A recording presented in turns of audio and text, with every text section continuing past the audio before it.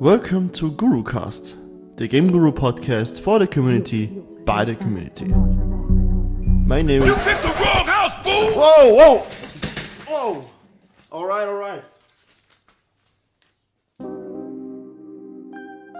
Welcome to GURUCAST, the Game Guru podcast for the community, by the community. I am Wolf, the host for this episode.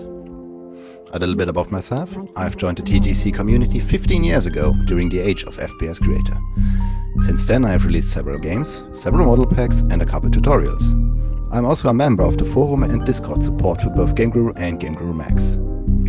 Today we will switch seats because I will talk with DK Productions about Dark Skies and other topics. So if you want to get a chance to hear about some never before heard insights, this episode might be for you. Take a cup of tea and I hope you enjoy episode 6 of GURUCAST.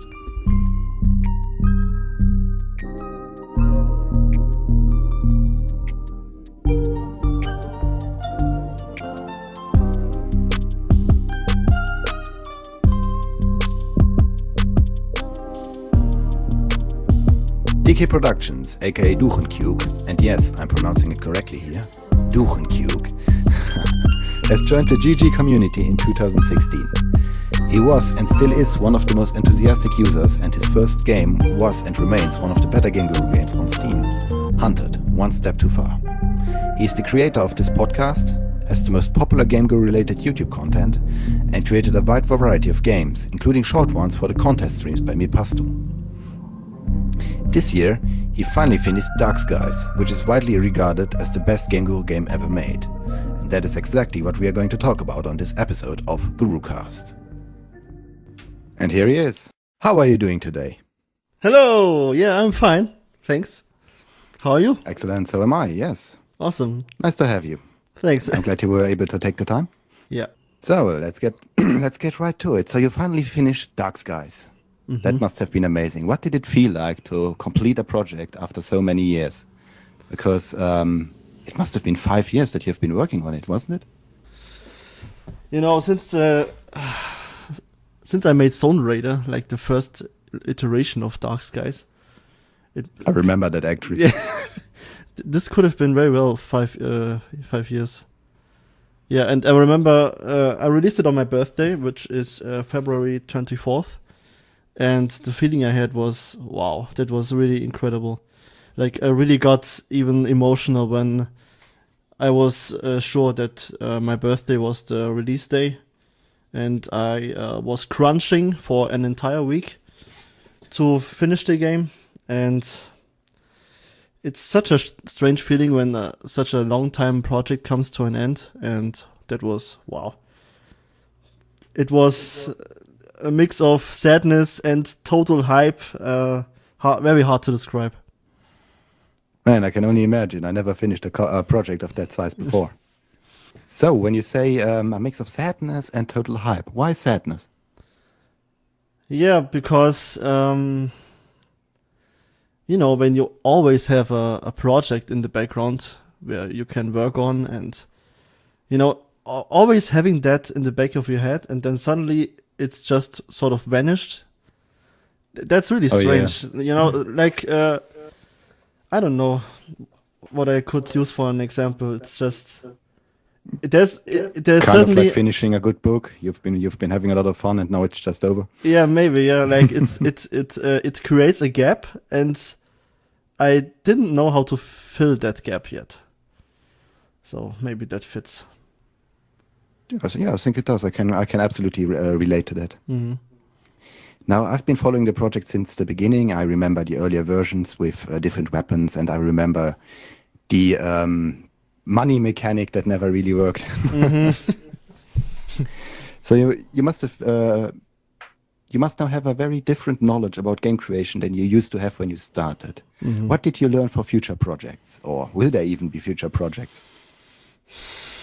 Yeah, I think so for sure. Like at the moment, there's nothing planned, but game making, you know it yourself quite well. It's like it sticks with you, and there are those times where you get random ideas again, and you start hammering away in Game Guru.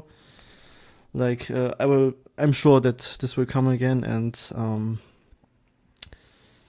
What did I learn? Wow, so many things, like from scripting to make better use of fog and skyboxes and vegetation, and even like stuff like optimizing your levels in order to get a better frame rate.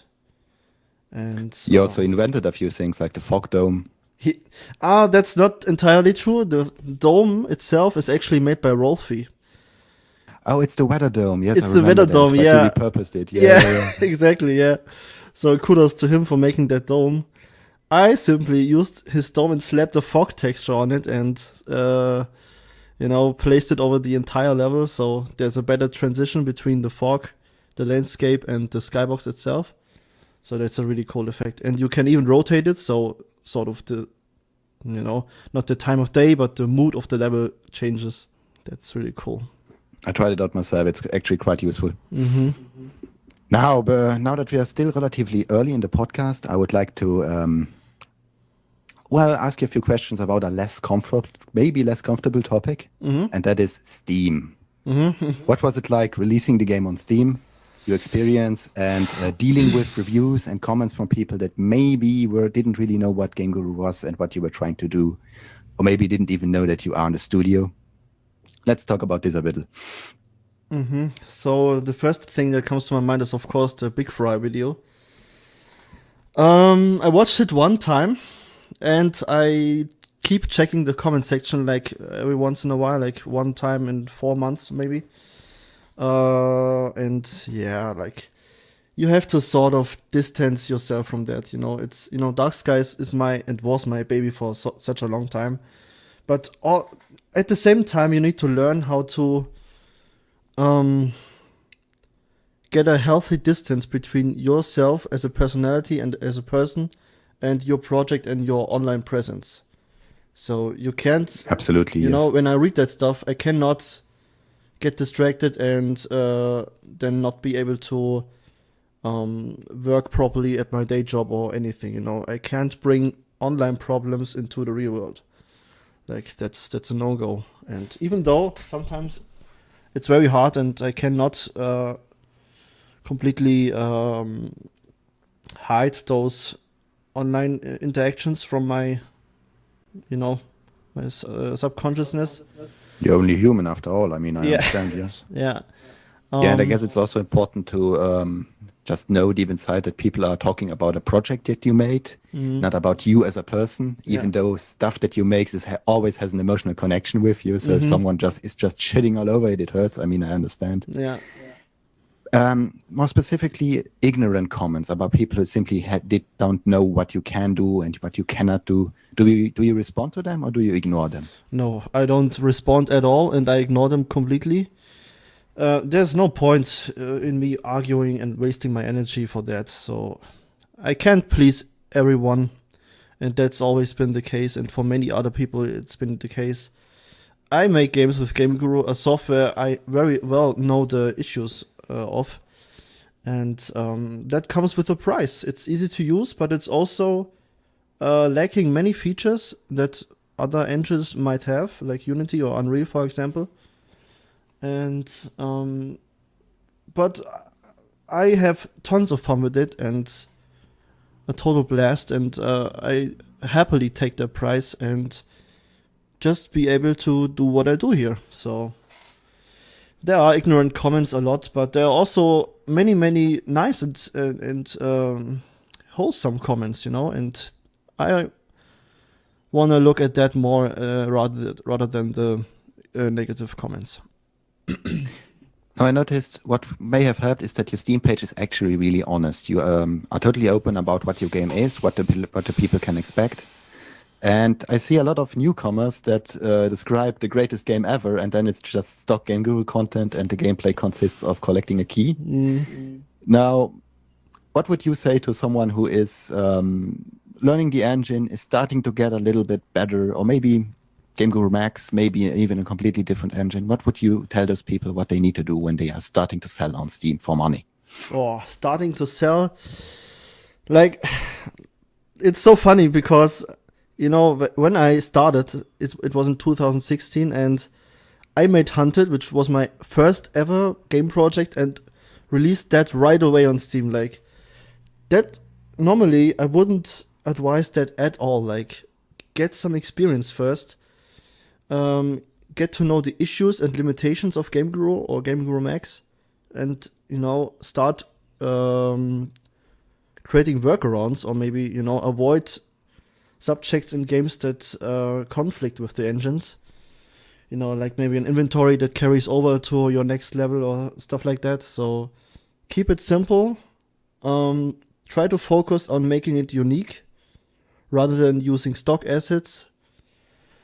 Try to write a decent story that keeps the player engaged. Maybe not my biggest strength, but at least try, And yeah. I also have to interject that write a story that you can pull off, and that is usually a lot smaller. Don't write an entire saga like Star Wars and try to make a 20-level game around it. Yeah. Something smaller that can actually be done is better than something gigantic that you will never finish. Absolutely, yeah. So yeah, thanks. That's actually pretty much everything I wanted to know about Steam, and I know that it's a bit of a dry topic. Is there anything else you want to add about your experience on that platform? Well, there are quite some hostile interactions when you release a Game Guru game on Steam, even though it's a decent Game Guru game. But, a decent Game Guru game is still a shitty indie game. And so many interactions are really, ignorant. And I remember one guy being totally hostile because he couldn't change the key bindings. And oh yes, I had one of those too. He wanted to change walking forward, which is normally W or the arrow up key, to mouse 1. Yeah, for whatever reason. Totally hostile when I had no idea how to do it. Yeah, those people are amazing. Fun fact though, in the release version now you can change the key bindings. Not all of them, but most. And people get stuck on such simple and such simple topics sometimes, and they insist that you need to listen to them, and their opinion is the most important and all that. And you always need to find the right balance between, pleasing the customer and doing your own thing. Like, I consider myself pretty customer friendly, customer friendly. And there's always this line between too much kindness in the comment section and, total ignorance. So I think finding the right balance is certainly key to manage the Steam discussions. I saw you interact with your Steam community and your YouTube community, and you're very friendly and very professional, and you are a lot more agreeable than I would be in your shoes. So kudos and respect for that. Thank you. Thanks so much. I guess that's enough. I always enjoy reading your discussions and arguments with other people. It's hilarious. Yeah, sometimes I do it for fun, honestly. When someone's really an asshole, I'm like, okay, I'm going all in. Yeah. I love that. So I guess that's enough about Steam. I mean, we covered the topic pretty good. So let's talk about Dark Skies itself. And I noticed the ending. It's very creative. But you also started to make the characters, which I always felt earlier on were just kind of there to dish out quests. You made them into real characters, like Sergeant Vorobay, for example. Mm. Was that an idea you had later in the game, or was that always the plan? Not at all. Like that, most things that came with the time of development were completely random. Random ideas I suddenly had. Like the ending, when we did our first episode where I interviewed you, I didn't even know what kind of ending Dark Skies would have, and like a month later or two, I suddenly had this flurry of idea. Like, I went all in 1 week and finished the game basically. And Dark Skies was never planned to be this big or had this kind of storyline, but I'm really glad it turned out like this, and it's now at a state where I can say, okay, I can leave that and focus on something new in the future. Absolutely. The game is a lot bigger than I ever expected it to be too. And I'm actually surprised how many unique things you managed to put in, because I saw some comments of every map looking the same in some kind of an ugly brown and whatnot. Mm-hmm. And that's just flat out ignorant, because you do so many things that you don't see in Game Guru. You would do really organic looking caves that look, well, realistic is the wrong word, but they look really good. Yeah. And really pretty levels too, and there are the supernatural elements and the glowing flowers. So the game, as it goes along, there are a lot of little creative things in it. Mm-hmm. But this is just one thing I wanted to say, because I noticed early on you run into Sergeant Vorobey and other characters, and it's basically like, oh, Vizinov, go here and do this. And then later on it's like, I must save Vorobey, he's my best friend. Yeah. Like, oh, something changed. Yeah. It becomes certainly more emotional to the end. Yeah, that's true. Yeah. But it works. It was a really cool idea. Cool. Now, Dark Skies is often cited as the best, or at least most competent Game Guru game. How does that feel? Because it's been like that for years, and what do you say to that? Well, I remember there being a real hype around the game where I made the first announcement video, which was like Model Pack 9 weapons and total shitty graphics back then. It was cool. It was kind of yellow, but it was cool. Okay. So, in my opinion, this was like a very simple idea of making that game, and it's of course heavily Stalker inspired. And for years, I wanted to mimic the Stalker look. Maybe you remember when we chatted. I was like, I gotta achieve that look, and I will do it someday. And you were very resourceful too, because suddenly you had like a sepia filter in your engine. Yeah. Stuff like that. Yeah. Thanks to Cybernessence, he made the sepia filter back then, and now we have the LUTs, the lookup tables, which are amazing way to color grade your levels. So I also remember that you released the first Dark Skies videos in a time where Game Guru already had a bad reputation, but there were still people looking into it that maybe it could be kind of a good engine after all. And you were one of the first that posted videos that looked kind of like a real game, and Dark Skies was one of those. It was still titled Post-Apocalyptic Test Game, something like that. And I think that really helped with the popularity too, because you were one of the first to really present this kind of video, this kind of graphics with the engine. Yeah, I have a video on my channel where I have just simply built like a wasteland type of level, and with Stalker sounds very, very primitive, but it has 50k views, and that's really, I didn't expect that at all. Like, the sole reason I make the videos is for fun and, give back to the community with my tutorials maybe. But so what was the original question? Like, I wander off way too quickly, I noticed. I'm not used to answering questions. I'm not used to asking them because I don't remember. Well, we were talking about the game earlier on, the first videos, and the popularity. The original question was what it's like that you have made the game that is considered the best Game Guru game and is often cited as such. Yeah, of course, it's that was obviously my goal, but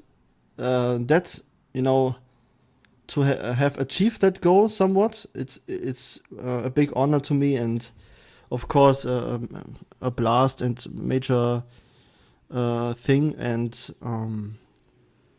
people like See Forever, they wrote me back then, and wow, how did you do that? And I get comments on YouTube like, oh, I use Unity, but that looks cool. I kind of want to go back to Game Guru and try this out. Or Game Guru, I thought it sucked, but seeing this makes me try to want to use it again, and stuff like that. It's really cool. And it's such a long process, like those 3.5 years working on the game itself. It's you kind of get used to it. Like, I remember in 2011 when I posted my first mod for, I think it was Fallout 3.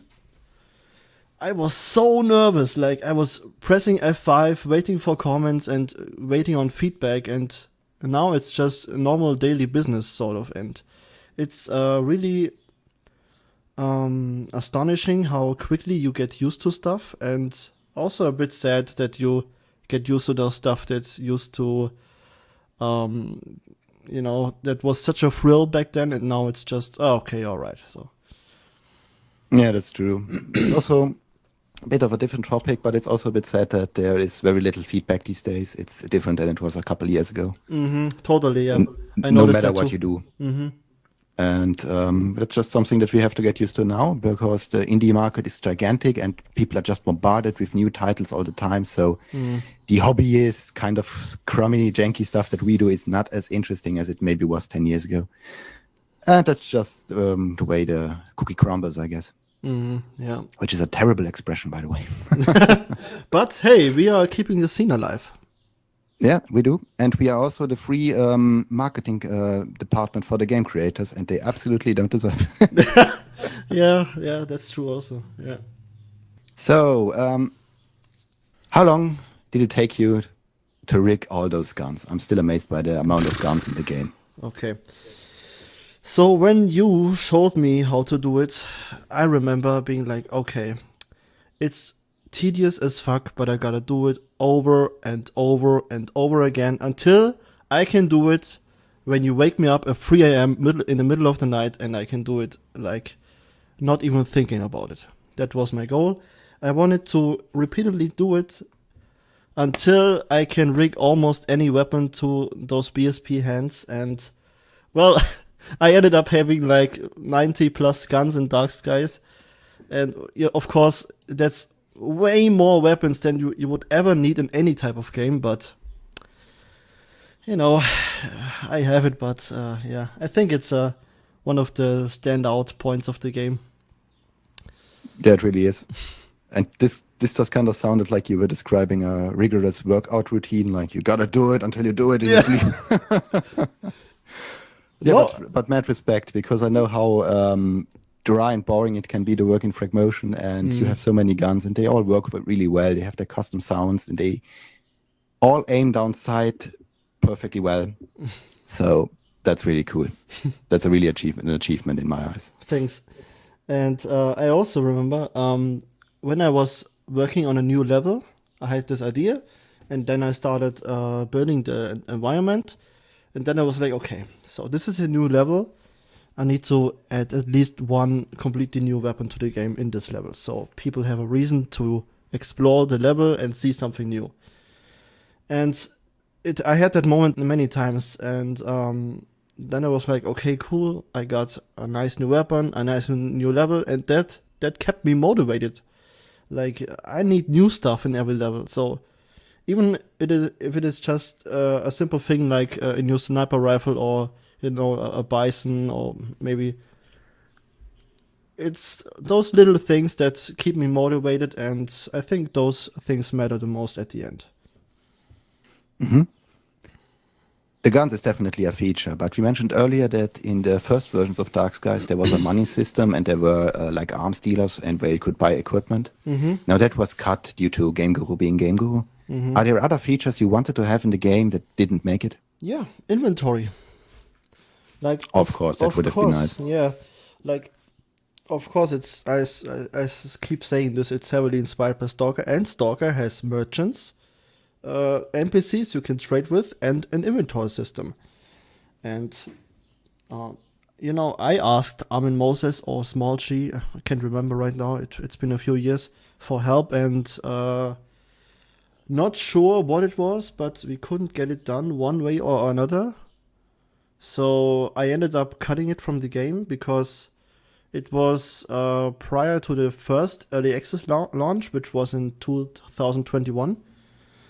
I remember like a few weeks before launch playing a test version, and it ran like crap and had so many issues. I even posted a video back then on my channel with the title, "Why Dark Skies Isn't Ready Yet."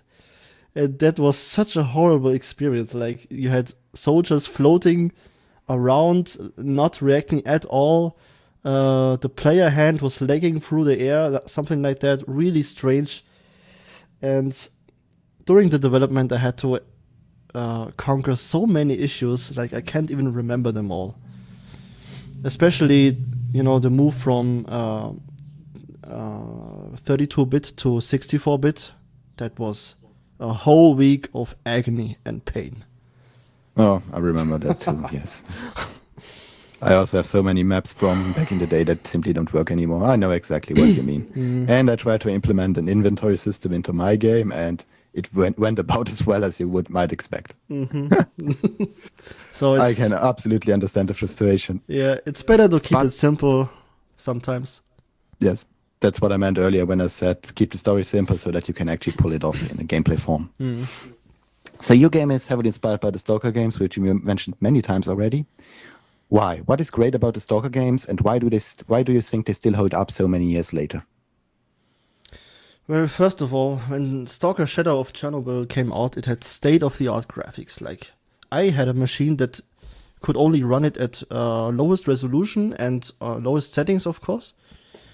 And, the graphics, from a today's standpoint, it has that feeling of it's art. Like, everything blends so well.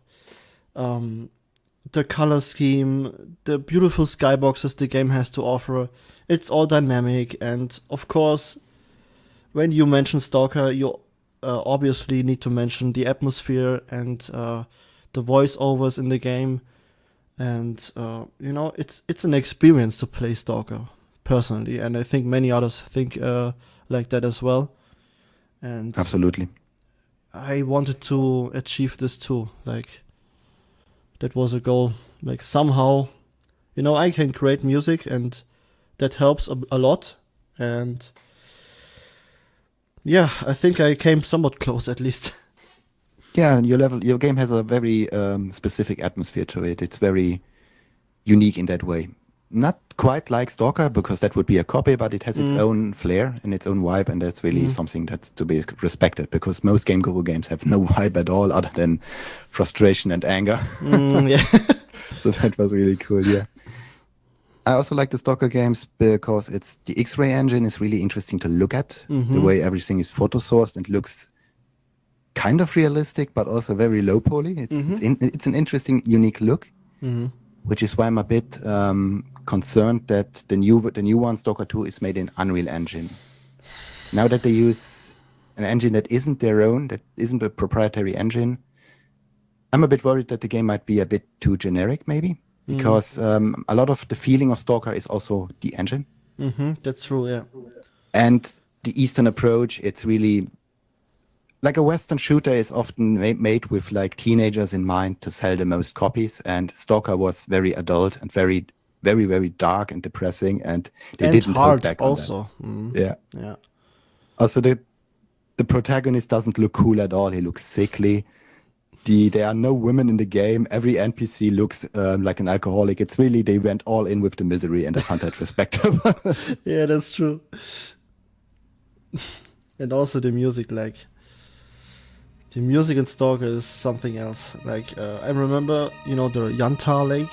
That's when you are at this lake, there are zombie stalkers everywhere, lurking around, hiding inside bushes.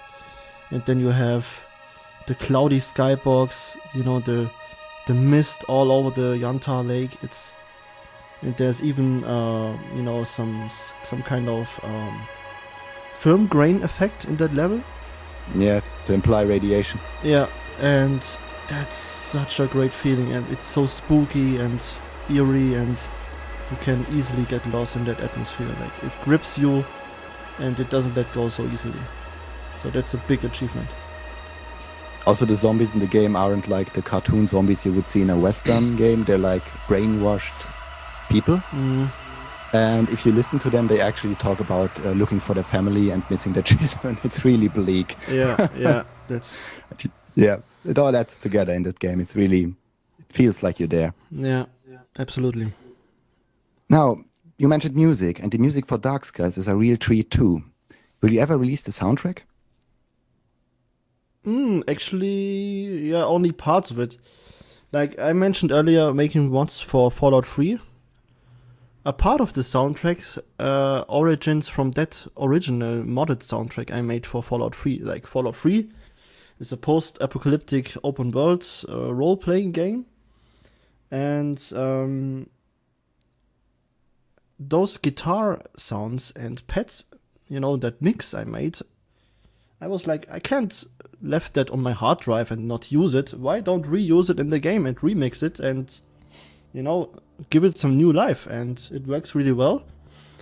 But of course, for later levels, I composed custom soundtracks from scratch again. And yeah, it's just, making the music for the level is one of the first things I do. And it all blends together from the start right away. How many people offered to be a composer for the game during its development? Boah. Well, I gotta think for that. Maybe there have been 2 guys on YouTube cautiously proposing anything, or I remember getting one email a few years ago. Actually, I'm not the only composer for the game. There's also Nature World 1986. He's also German. He has a YouTube channel. He makes totally kick-ass ambient music, like dark as fuck. And also, I have music from AG Music. He also makes music free to use, and he has an awesome channel as well. So the 3 of us added to the, I combined those soundtracks into one unit and added it to the level. Of course, with their permission, but that's needless to say. So you have a very professional approach where you also contact and work with other people, as you just mentioned. Mm-hmm. The game also has actual voice actors, like semi-professionals, and it has custom animations for weapons that you have contracted to make. What was that like, working with this semi-professional approach with other people? So for the voice actors, I used Fiverr, which is a platform they can use. You can contact a wide variety of people. They offer all kinds of services, from voice acting to drawing concept art to even programming and making a game. There's almost nothing you can't order on Fiverr, and I was really, really lucky with my encounters on Fiverr. Some people were, a bit strange, and I didn't continue the conversation with them. But as for the main character, Vizinov, that guy is totally awesome. Like, he worked with my project for 3.5 years. And that's during the Ukraine war, He lives in Ukraine, and he even kept on working with me, besides all the things that are happening. So that was absolutely amazing, yeah. And I'm very happy to have with original accents and not American actors trying to do an Eastern accent, which is really interesting. I've never heard that in a project before. Yeah, it was very, very important from the start. I knew that I would have Russian or Ukrainian voice actors because I wanted to keep it real, yo. But that stuff matters. Like, I can't properly do like a Eastern Bloc accent, and I think it's those small details that matter the most at the end. And working with these Ukrainians, some of them have been so helpful, and I remember one guy even providing a free voiceover. Like, I didn't even have to pay for the lines he gave me. So that was pretty amazing. The guy was Igor from the game, by the way. I remember, yes. But when the 24th February of 2022 started, a whole ban wave happened on Fiverr, and I lost half of my contacts as well. That's why Igor's storyline didn't have a continuation. So he just dies later on. Oh, spoiler alert! Well. Yeah, also the game taught me that Igor is actually pronounced Igor. Igor. I had I no love idea. how the Wiesenhoff just says Igor. Yeah. Igor. Like always there's a I at the end. Igori. Like that was generally I remember every time when I received a voiceover from him being so nervous, like how is it gonna sound like, and what words will he misspell this time? And Yeah, he does that, but it is what it is. You have the original accent, so you have to work with that too. yeah, and I remember then listening to the second time and the third time, and when I had the script open at the same time and reading, I was like, okay, that's decent. Let's put it in the game.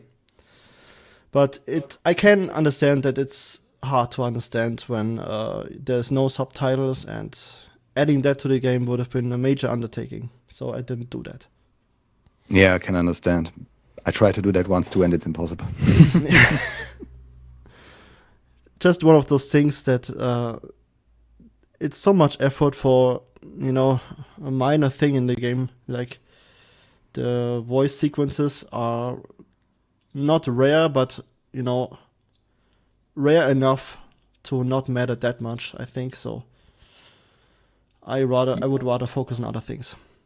You also made the handler voices a bit more readable, because at first they were really, really distorted. Mm-hmm.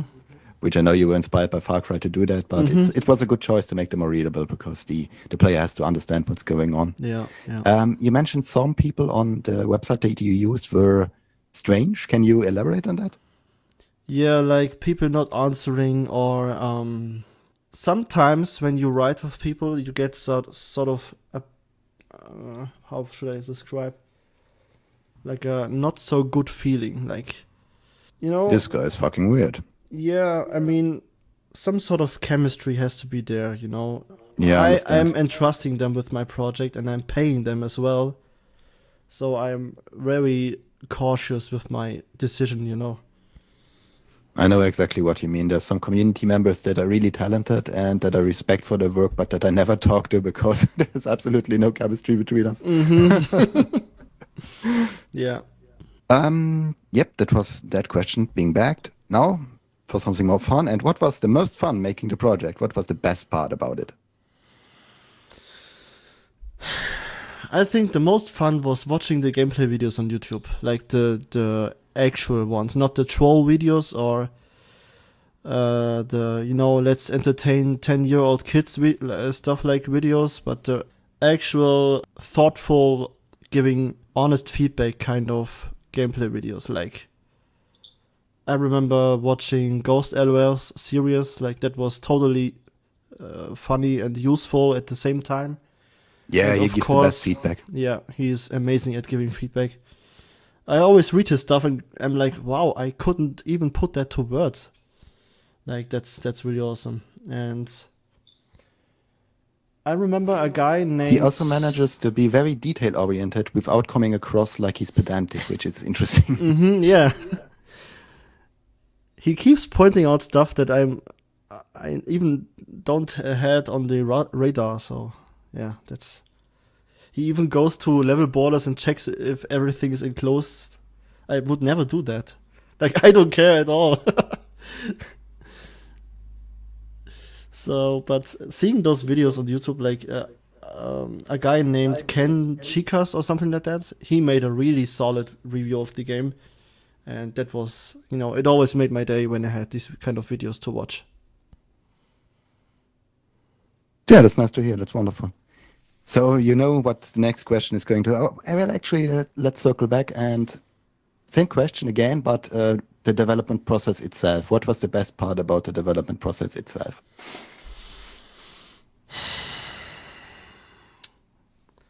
I remember being totally hyped when I finally made that 64-bit upgrade, and I was playtesting the whole game in one run, and I got to experience the whole game again with the new graphics. Like, I have added... Ah, that was interesting, yes. Yeah, I have added LUTs to all the levels, and I got a nice new ambient occlusion and all that stuff. And that was so cool to see how the original game looked, and then the more advanced versions have changed. And when you look at it now, you kind of want to laugh, and yeah, this is still a Game Guru classic, but to me this was a massive deal. I remember you posting screenshots from Stalker and writing you on Discord, and I was like, damn, I want to achieve that look. And then I sat there, with my ultra wide screen, and I was amazed by the scene that lies before my eyes. And to know that I did that in fucking Game Guru Classic, it's like, it's the same feeling I get when I make music, and I like it a lot, obviously. And it's hard to describe when you see something you made yourself, and this being good in your own eyes, of course, and that's a really cool thing to see. So making that move to 64-bit was a major deal, and always when something suddenly worked, like the trains in Taipei contract, or Igor getting up the watchtower in the Lost Valley level, all these kind of stuff that you spent a whole day on, that simple stuff to be working at the final version. It's those rewarding moments of game development when it just works. And those are rare enough, I know. Yeah. Which brings me to my next question. You can probably already guess it. Least fun, most frustrating moments making the game.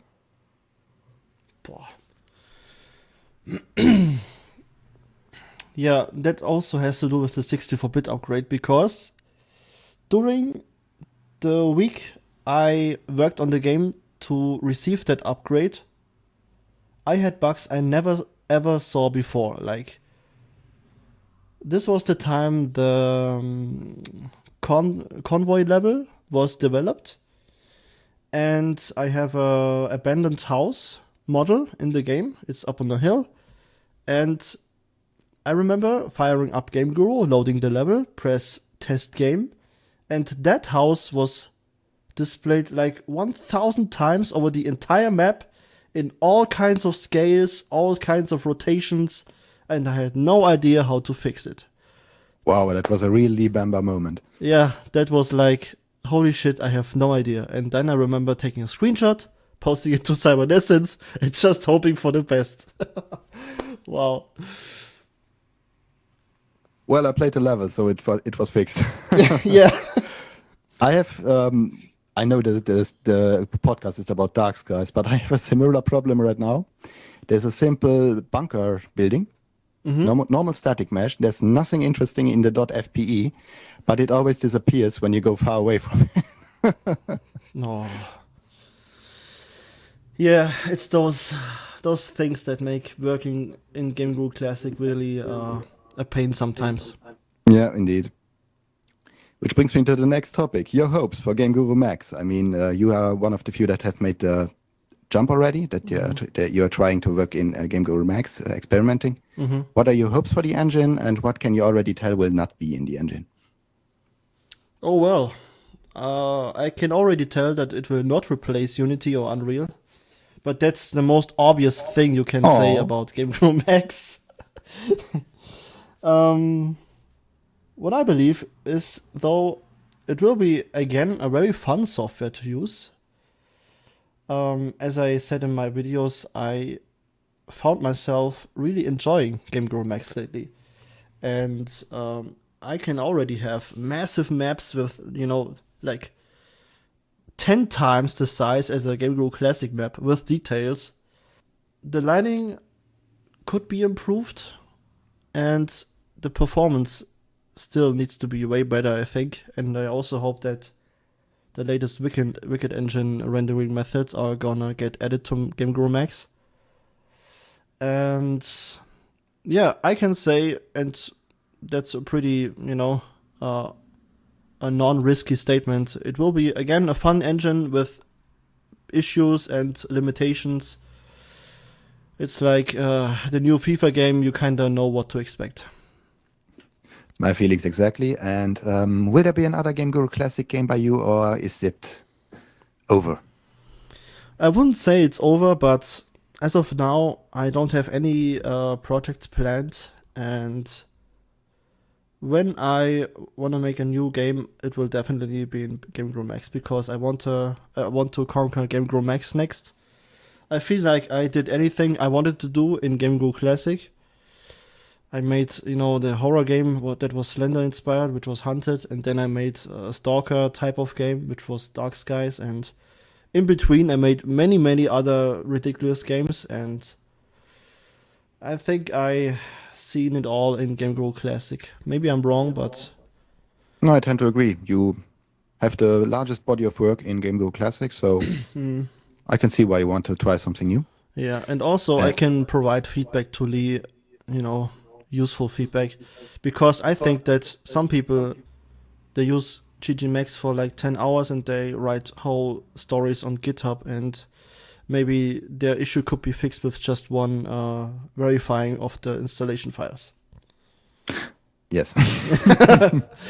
It also helps to go into Game Guru Max kind of knowing what a TGC engine, how they work, how they are constructed, Yeah, rather totally. than just installing it and immediately having an opinion. Mm-hmm. But yes, it will be a while until Game Guru Max can handle a full game. I mean, that is clear. Mm-hmm.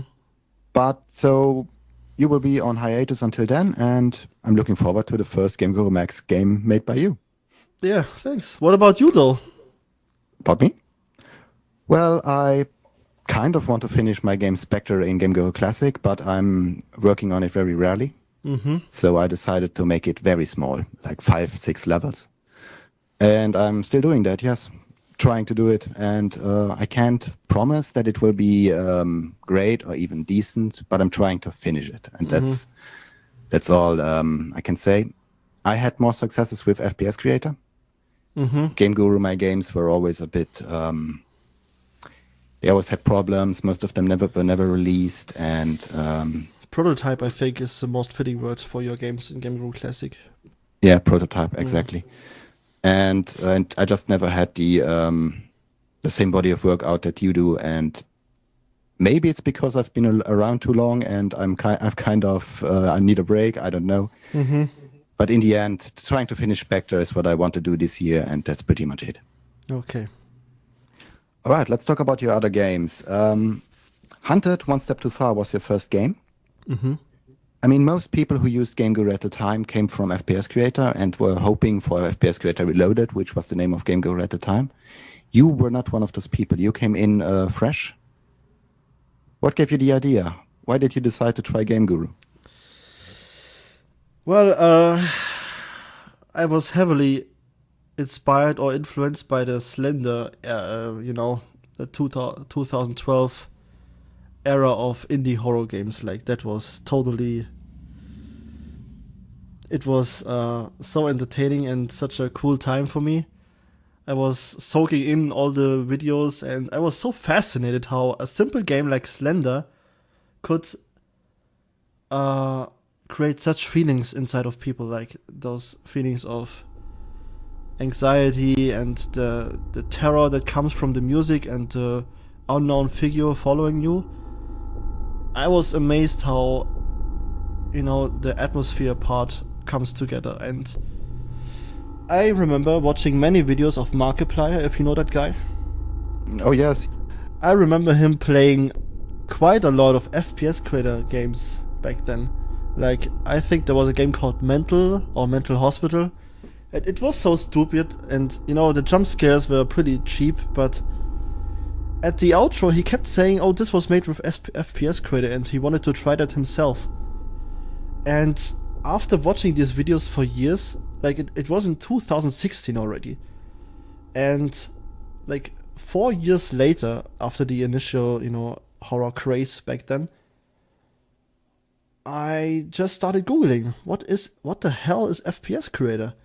And then, okay, it's free to download, okay, might as well try it. No risk, no fun. And I downloaded it and installed it, and I remember cobbling together some kind of hallway with a light on it and placed a zombie. Then I was so excited and I pressed the start game or test game, and it crashed. Yay! Of course. Yeah, of course. After I had like 3 or 4 crashes, I was like, okay. Okay, this doesn't... Did you update the engine? I don't think so. So you used FPS Creator version 1 from 2005. Not sure though. No idea. Could be, yeah. Oh my god, of course it crashed. Not sure. Maybe I'm wrong though. But, you know, when it's free to download, has it to be, you know, the first version? I had to check. I don't know. I have my own version for years now, so I really don't know. Okay. So the same day, when I was continuing, you know, my Google searches, I found out about Game Guru, and it was on Steam, and I bought it, and yeah, I fired it up, and it didn't crash. So that was the start of me creating Hunted. Hunted is, you know, heavily Slender inspired, with the famous soundtrack also, like the thumping, the continuing thumping, the looping bass in the soundtrack. I also made that for the game. And the idea of the tour guide, you know, following the player and observing the player all the time, that was basically, you know, a stolen idea from Slender, you know.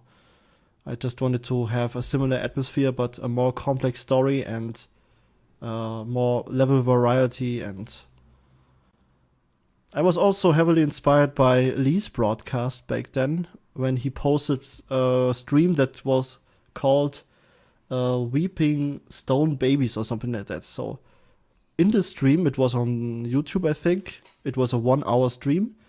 And he showed how you can use the stock gargoyles from the Game Guru Classic folder to have like a behavior that makes them follow you when you don't look at them. And that was actually creepy in the game. Yeah. I mean, it's a silly Game Guru game, but just the motionless statues coming closer when you don't look at them, that triggered some kind of an ancient response in me. Yeah. And I remember playtesting the game late at night, and I even got scared the shit out of me in my own game. Like, I don't really enjoy horror games that much. I don't want to be scared a lot. And that was really tense, even for me to play the game. I'm sure others will laugh at this, and, you know, they play way scarier games, but to me this was already enough. So yeah, that's the story of Hunted. Yeah, wonderful.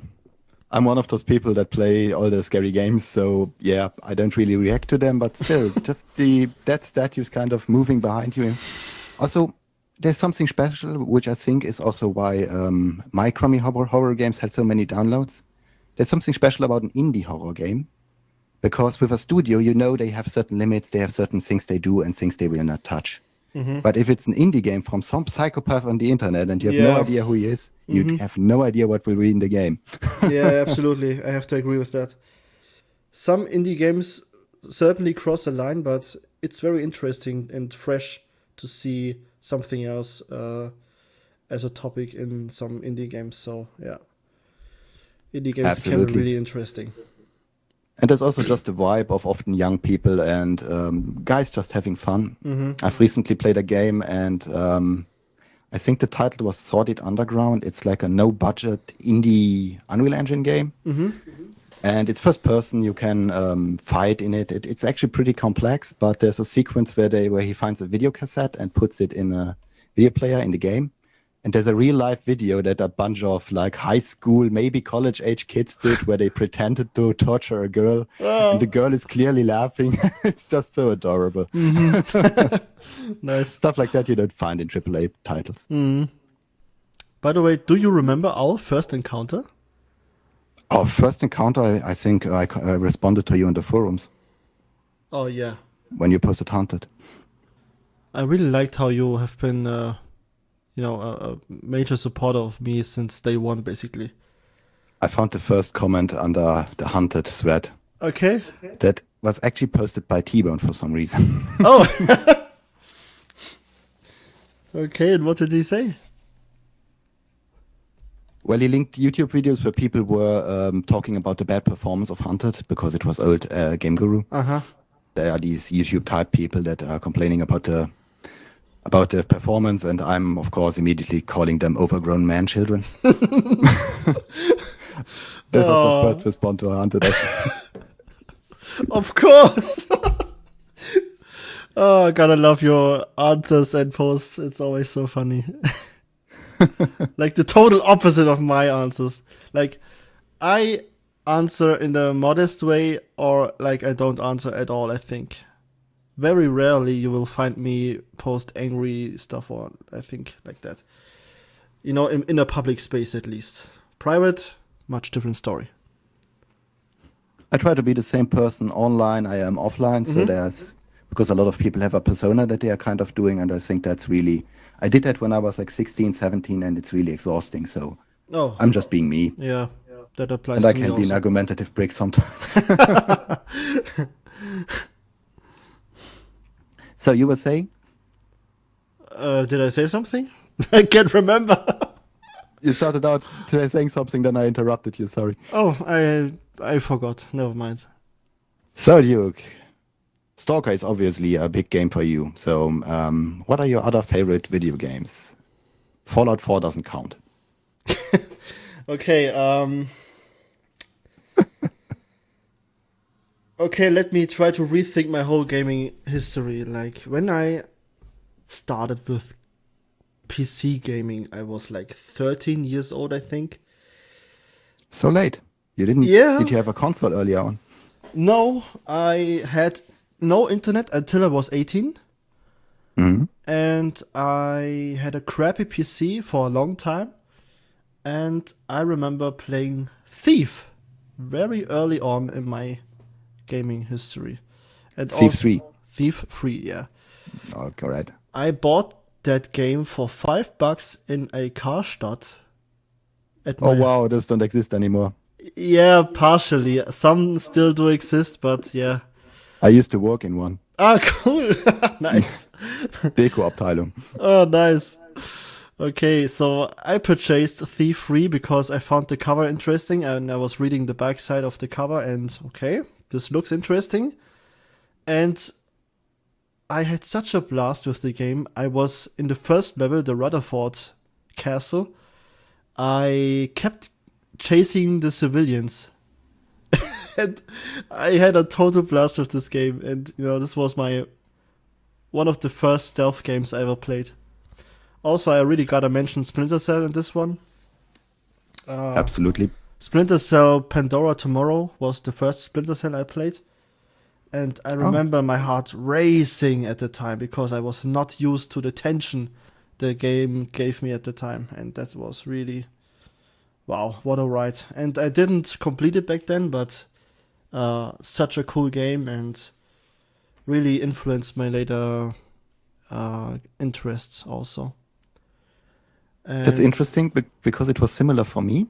I had video games as a very little child that I would play on my father's PC in the living room, but that was like a Windows 98 machine, and there were no 3D games. It was just like 2D clickers, and then my brother would bring in his first games, and those were very early 3D games like 98, 99. So I saw Unreal, and that was super scary for me as a child.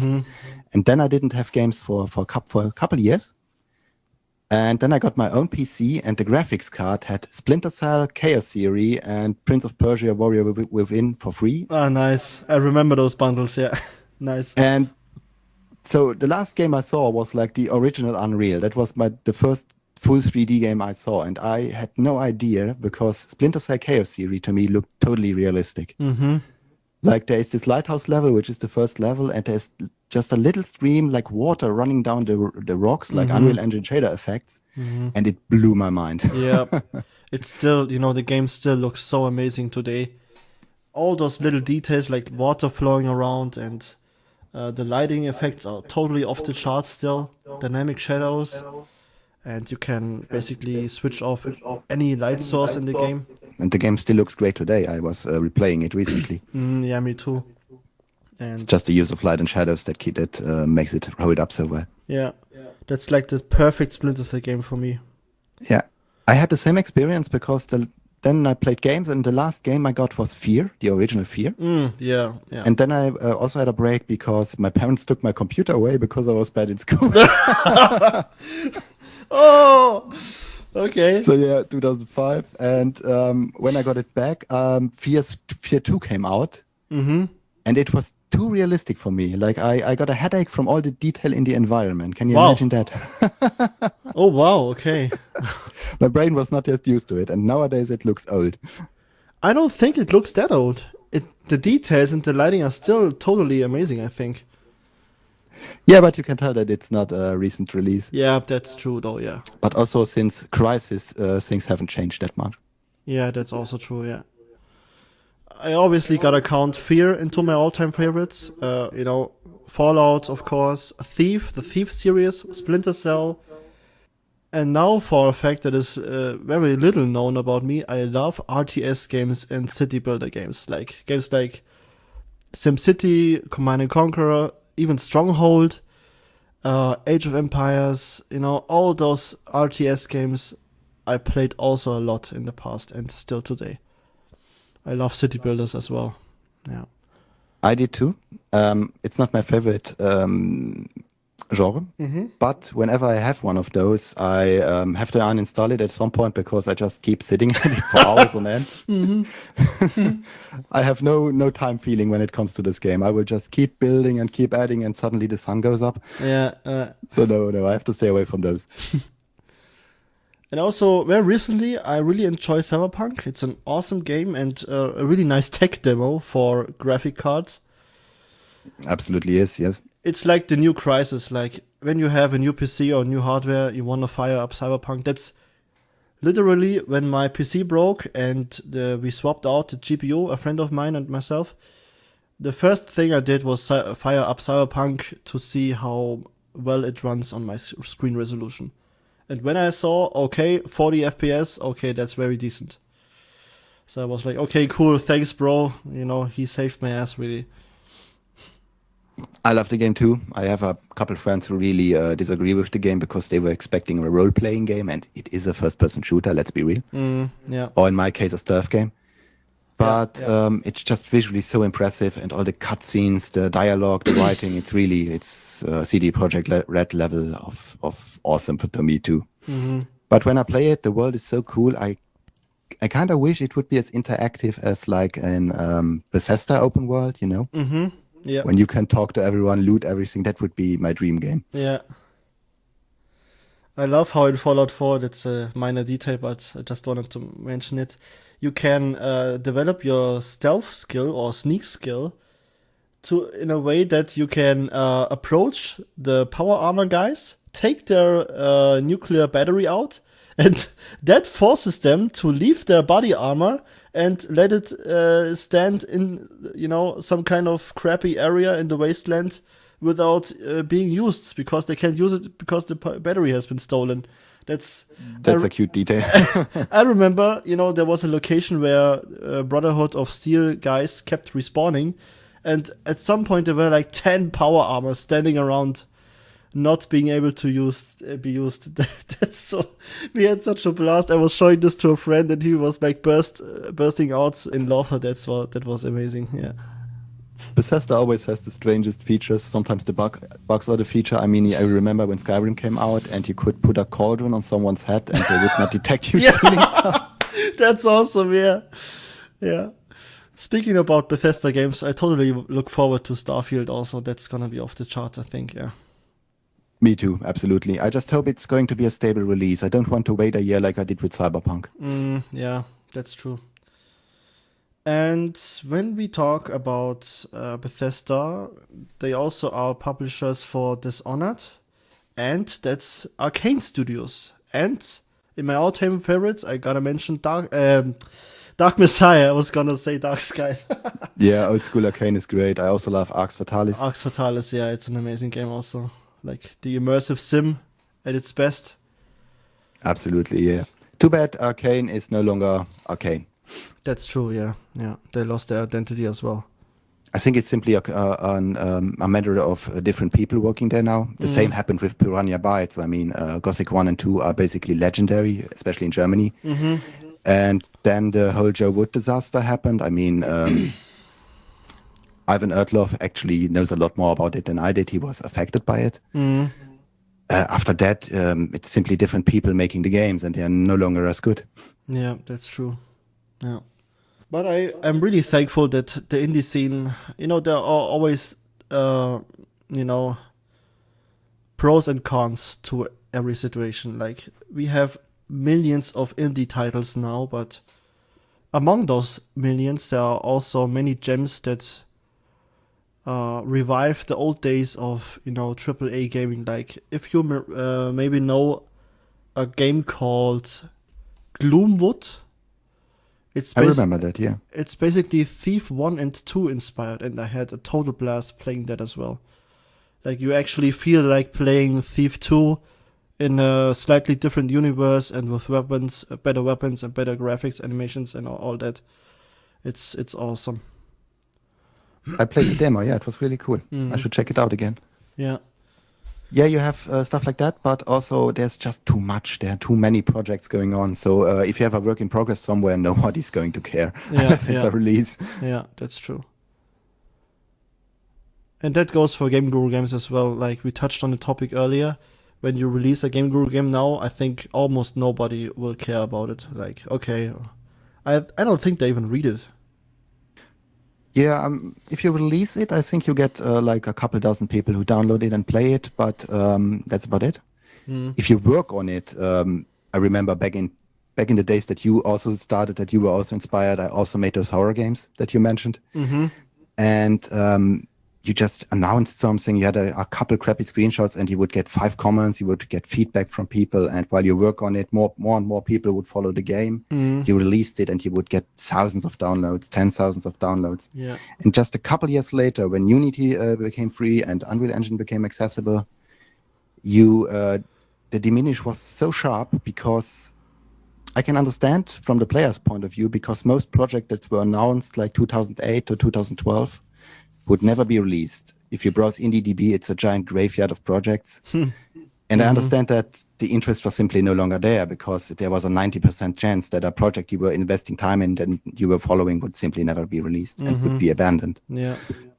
We kind of see something similar with so many early access games on Steam that are simply never updated. Yeah, that's true.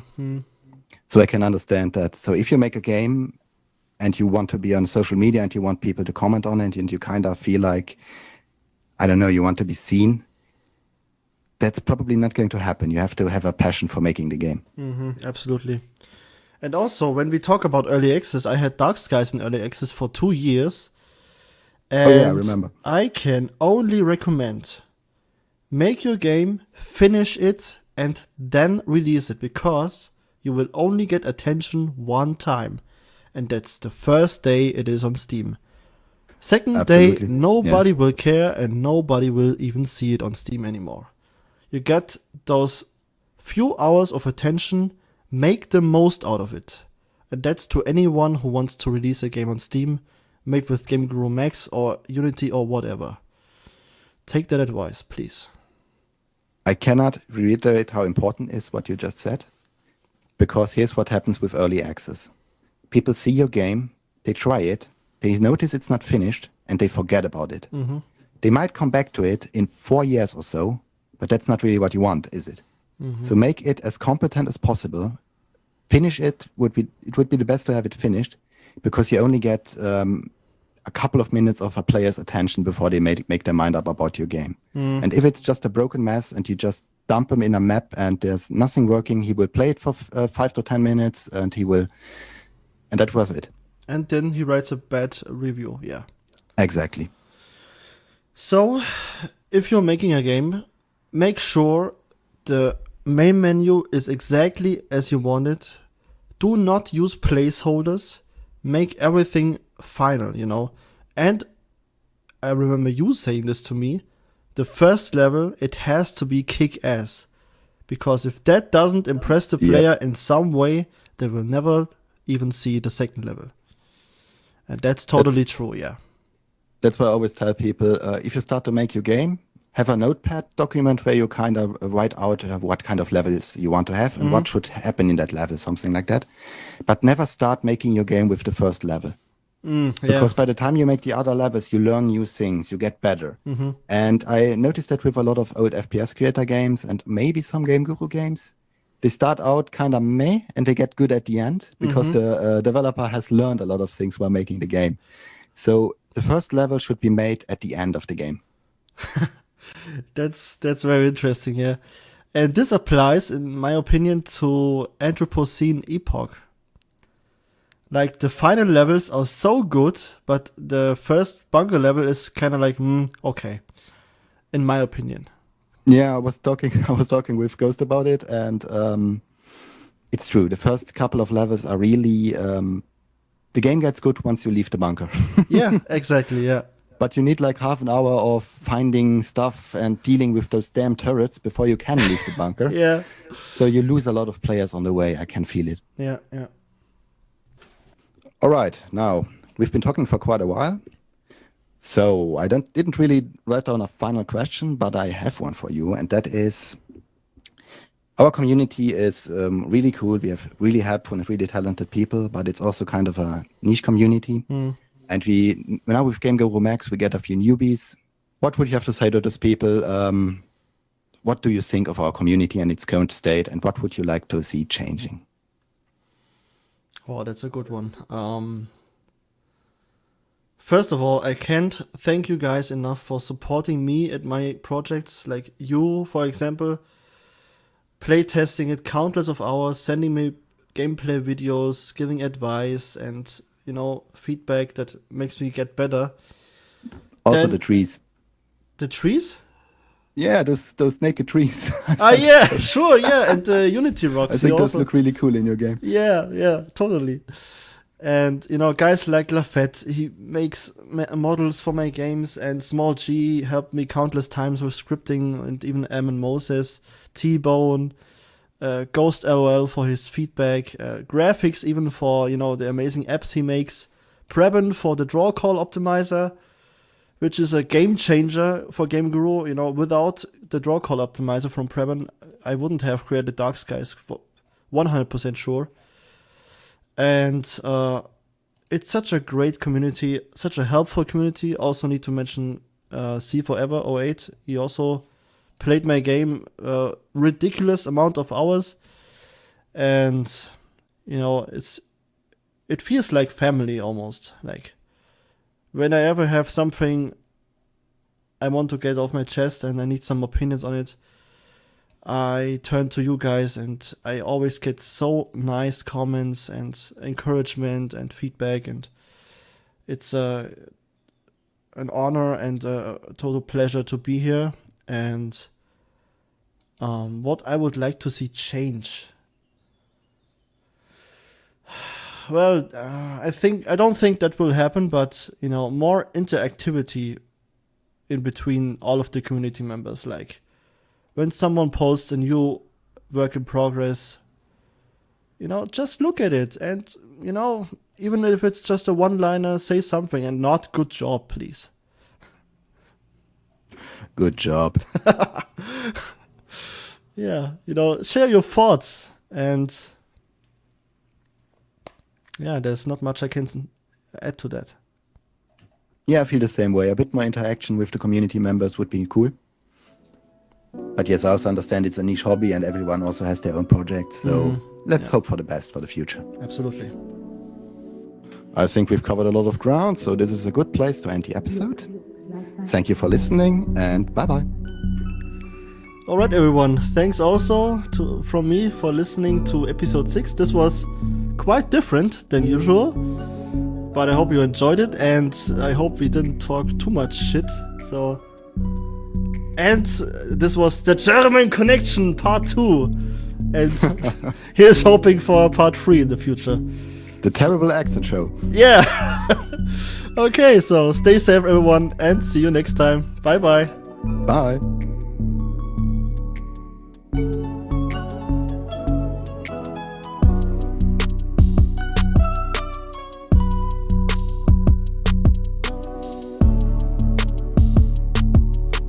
Thank you for listening to GURUCAST episode 6.